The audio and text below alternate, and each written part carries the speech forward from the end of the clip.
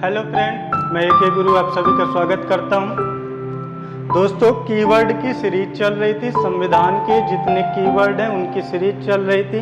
ठीक है, तो मैंने आपको गणतंत्र तक बता दिया था। आज आपके लिए अगला कीवर्ड है प्रजातंत्र। ठीक है, आज हम प्रजातंत्र के बारे में समझेंगे। दोस्तों याद रखिए, ज्ञान वही जब शब्दों का अर्थ सटीक पता हो। आपको अगर शब्दों का ज्ञान नहीं है, मतलब आपका ज्ञान अभी क्या है, कम है। ठीक है, आपको हर एक शब्द का अच्छा खासा सटीक मतलब पता होना चाहिए। ठीक है, वो आपको आंसर राइटिंग के काम भी आएगा और ऑब्जेक्टिव प्रश्नों को सॉल्व करने के काम पर भी आएंगे। ठीक है, तो आज है हमारे पास नया वर्ड प्रजातंत्र। इसी को बोला जाता है क्या, लोकतंत्र। क्या बोलते हैं, लोकतंत्र। क्या बोला जाता है, लोकतंत्र। ठीक है दोस्तों, तो आज हम इसको समझने वाले हैं। लोकतंत्र यानी लोगों का तंत्र। अगर इसकी सबसे अच्छी डेफिनेशन की बात मैं करता हूं तो अब्राहम लिंकन के द्वारा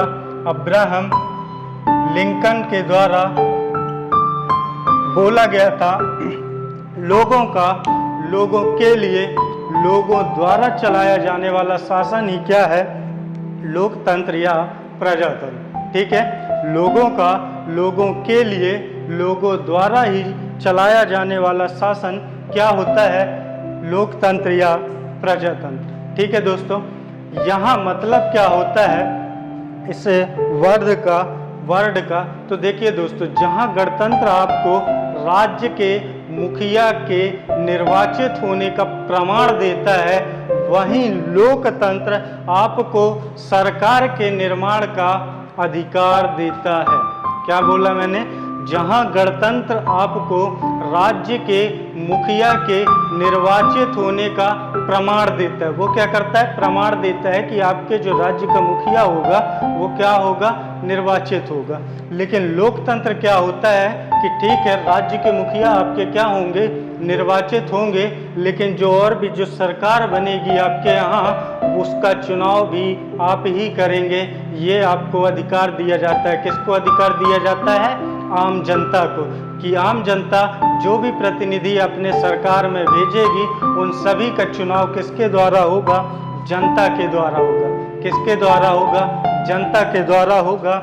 यानी प्रजातंत्र आपको क्या करता है, मत देने का अधिकार देता है, मत देने का अधिकार देता है।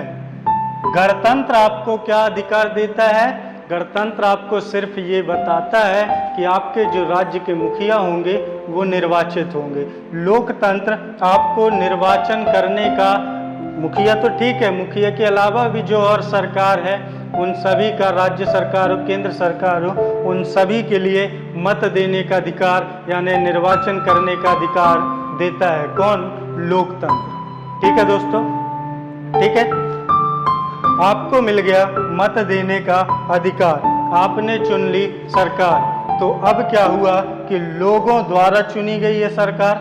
ठीक है, लोगों द्वारा चुनी गई है सरकार।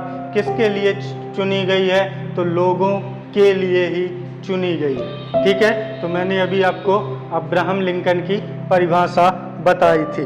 ठीक है, अब्राहम लिंकन की परिभाषा बताई थी। तो यहाँ क्या हुआ कि लोग चुने, किसको चुने, सरकार को, किसके लिए, अपने लिए। किसके लिए, लोगों के लिए। तो लोगों के लिए लोगों द्वारा चलाया जाने वाला शासन ही क्या है, प्रजातंत्र। देखिए दोस्तों, जो गणतंत्र हैं जरूरी नहीं कि वो लोकतंत्र हो, जो गणतंत्र हैं जरूरी नहीं कि वो लोकतंत्र हो, और जो लोकतंत्र है तो ये भी जरूरी नहीं कि वो गणतंत्र हो। ठीक है, जैसे पाकिस्तान जैसे जो क्षेत्र है, तो वहाँ पे क्या बोला जाता है, अपने आप को गणतंत्र बोला जाता है। क्या बोला जाता है, गणतंत्र बोला जाता है। लेकिन आप जानेंगे कि वहाँ पे तानाशाही जैसी समस्या उत्पन्न होती है, चाहे आप पाकिस्तान की बात करें और चाहे आप चीन की बात करें। तो वहाँ क्या होता है, लोगों का शोषण होता है। तो अगर लोगों का शोषण हो रहा तो फिर वो गणतंत्र तो है लेकिन लोकतंत्र बिल्कुल नहीं है। गणतंत्र तो है लेकिन लोकतंत्र बिल्कुल नहीं है। एग्जाम्पल मैंने आपको दिया किसका, पाकिस्तान और चीन का, ठीक है, पाकिस्तान और चीन का। अब कई देश ऐसे हैं जो लोकतंत्र तो हैं लेकिन गणतंत्र बिल्कुल नहीं। देखिए दोस्तों, मैं जो बोल रहा हूँ हर शब्दों को बिल्कुल ध्यान लगाकर सुनिएगा, ठीक है। बार बार बोल रहा हूँ, ज्ञान वही जब आपको शब्दों का अर्थ सटीक पता हो, जब आपको शब्दों का अर्थ सटीक पता हो, ठीक है। तो अब कई देश ऐसे हैं जो लोकतंत्र तो हैं लेकिन गणतंत्र नहीं है। जैसे आप बात करें हम ब्रिटेन की, किसकी बात करें, ब्रिटेन यानी इंग्लैंड की। वहाँ सरकार का तो चुनाव होता है, जो प्रधानमंत्री, गृह मंत्री, वित्त मंत्री, ये जितनी सरकार है संसद में, उनका तो चुनाव होता है, लेकिन जो राज्य का मुखिया है वो क्या है, वंशानुगत है। वहाँ ब्रिटेन में राजा रानी होते हैं। अभी आपको पता होगा हाल ही में महारानी एलिजाबेथ द्वितीय की मृत्यु हुई थी, उसके बाद उनके बेटे को क्या बनाया गया है, किंग बनाया गया वहाँ का, ठीक है। वहाँ का क्या बनाया है, किंग बनाया गया। तो वो क्या हो गया, वंशानुगत शासन यानी राजतंत्र। वहाँ लोकतंत्र तो है, यानी वहाँ की जो सरकार है वो तो चुनी हुई है, निर्वाचित है वो, लेकिन गणतंत्र इसलिए नहीं है क्योंकि वहाँ के जो राज्य के मुखिया हैं यानी राज्य का जो सर्वोच्च पद है वो क्या है, वंशानुगत है।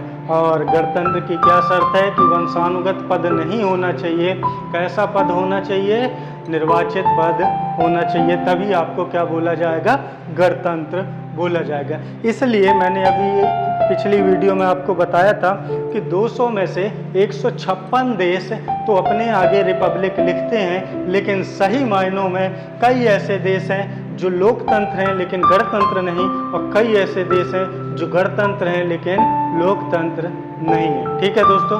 तो मुझे उम्मीद है आपको ये दोनों के मतलब, गणतंत्र और लोकतंत्र दोनों शब्दों के मतलब बहुत अच्छे से समझ आ गए होंगे, ठीक है दोस्तों। तो अगली वीडियो में मैं आप सभी के लिए एक नया सा कीवर्ड लेकर आऊँगा।